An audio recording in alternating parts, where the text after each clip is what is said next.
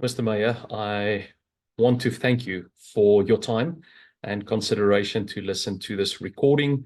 I decided it might be a much better venture to rather just send you a quick recording than setting up a meeting to formally discuss your participation as our keynote speaker at this year's Lifework Leadership launch event, our info event that will be taking place on the 25th of January. First and foremost, I want to thank you for your time and your participation to making this a great city. Allow me a moment to just formally introduce myself. My name is Marcel Hattingh, and officially I am now known as the Executive Director. I know it's a big term. The Americans like to use these big terms of the Lifework Leadership Chapter here in Pretoria, South Africa. So this recording, I'm going to try it obviously and keep it as short as possible, but just to share some key points concerning the process of what Lifework Leadership is, our involvement within the context of the city, our three major outcomes, and then also what do we expect of the evening. So perhaps just to start a little bit with the history, Lifework Leadership was founded in the South Florida area of the United States in 1992. A group of Christian businessmen came together and started to grapple with the concept of how do we take Sunday faith into our Monday work environment. What they experienced was this great divide between our Sunday activity, our religious activity, and what we basically do as business leaders within the construct of our cities. One of the leaders within that context was a gentleman by the name of Stephen Chividian, who also happens to be, I think, the grandson of the famous evangelist Billy Graham. And under his guidance and a couple of other people, they put together this one-year journey for business and marketplace leaders, which was called the Jesus Journey. So basically what they did is they studied the life of Jesus from a marketplace engagement perspective. Now, it's interesting to note that about 80% of Jesus's own ministry, as it's recorded in Scripture, was not done from a church or obviously in their context, a synagogue perspective, but really from a marketplace engagement. And out of this study, the leaders identified 10 specific areas of development that is now formalized as this one-year development process. So this process rolled out in 1992, and subsequent to that, different cities within the context of especially Florida and also some other states in the United States started to incorporate this as a city transformation process to bring together leaders from all walks of society, not just business, but sometimes educational sphere, religious sphere, within the social environments, and put people through this journey of self-discovery and understanding what their calling and their purpose in marketplace is truly all about. Well, our larger institute got involved with Lifework Leadership in the year 2014, and then we launched the program officially for the first time outside of the United States here in Pretoria in 2015. So we grew quite rapidly. We've got a maximum capacity of about 70 people that we take into the year program, and all went very well until the pandemic time when we unfortunately had a bit of a dip. And then our previous leaders stepped out, and subsequent to that, they contacted me. I was a close associate and a board member also since the process started here. And then as of 2022, I had the honor and the privilege of now leading a phenomenal team of leaders within this journey of Lifework Leadership. So I'm also just into my third year, still learning a lot along the way, and also raising a great group of people that surrounds this process and how we go forward. So that's just something on the background, something that's quite critical for us. This process does not belong to a specific church or a specific denomination. When our participants come together and engage with several different key topics, we make sure to get religious leaders of all walks of the church society throughout the city to come and impart and engage within this context. We do have a couple of major anchor ministries. For instance, we see often leaders from the Doxadeo group, the Levende Woord Living Ministry groups, the Hatfield Church group, 3CI, Choose Life, and several other life-giving ministries within the context of our city that love to engage with this process. So a participant that engages in Lifework Leadership, there are three critical outcomes that we engage with. Everything that we do, all the sessions, all the discussions, all the keynote speakers, the Jesus Journey components, basically boil down to these three concepts. Number one, we challenge calling.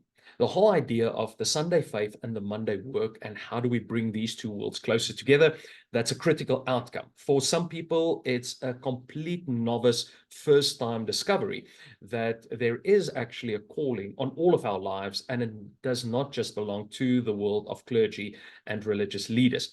For some people, they've known it for a long time. It's a good dusting off, clarifying, and making sure as they continue with their journey and what they're doing for our city and our larger community, that there is truly a transformational impact.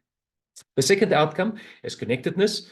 Obviously, people connect with other like-minded leaders and individuals. Our focus is usually mid to senior management, business owners, and then a group of executive, not really the major corporate listed companies, but fairly big companies. We've got a couple of billion-rand companies in the city where many of the executive leaders has also come through this process.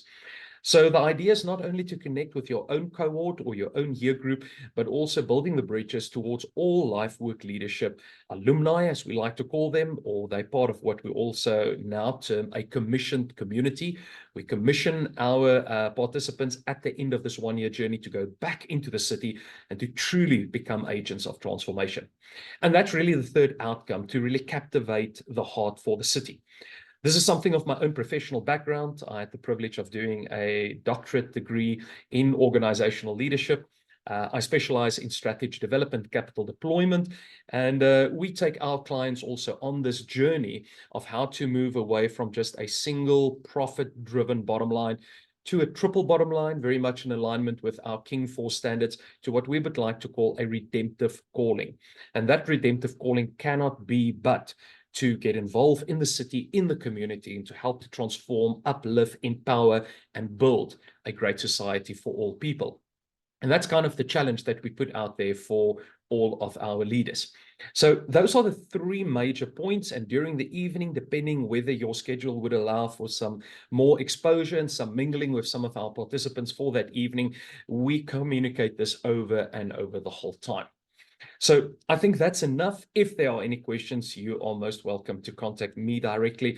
I'll make sure with this link also my personal contact details, email address, and everything is included. Whether you or one of your team members would like to pose any questions to me, I will gladly make my time available for any of that. So the open evening or the info evening, this is usually a highlight. We have run this process every year in partnership with King Price. We've done it for many years at what is known as the Moonshot Cafe. This year, we have rented the AfriForum Theatre just to make space for more participants. And we see an evening usually around about 350 people, which is a mixture of previous year's alumni and new participants who might want to enroll for the year to come and join and just have this evening of impartation, fellowship, and good engagement about our business sphere. Our evening will also be divided in kind of three major components. We will have a case study with a gentleman by the name of Newton Baloy. Newton, I've met him many years ago. He's also a graduate or alumni of the Lifework Leadership process. Newton is an ECD specialist working a lot with mines. I think his background is also in quantity surveying, and we're going to do kind of what we call a formal interview with him, asking him a lot of questions about these three outcomes and how he as a business leader would take that into his sphere of influence and then make a difference. After a short light supper, it will be your opportunity then to be introduced and to have a moment to be the keynote speaker. Keynote speaker session for us is anything between 20 to usually 30 minutes, depending on how you see fit for the evening.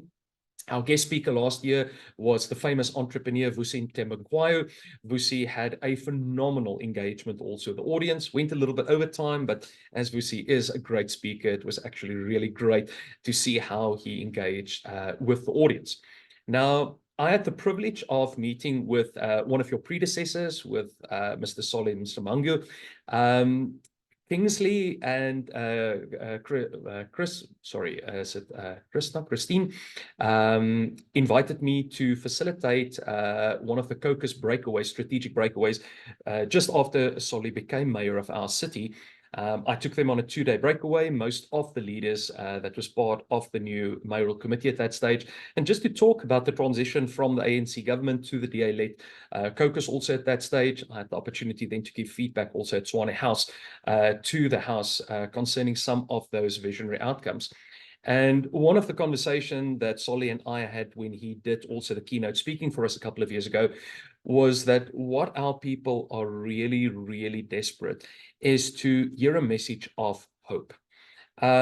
What the press is communicating and what we see going about is quite demoralizing in many of the different environments. The uncertainty, obviously, this is a major political year with the national elections and the local elections coming up.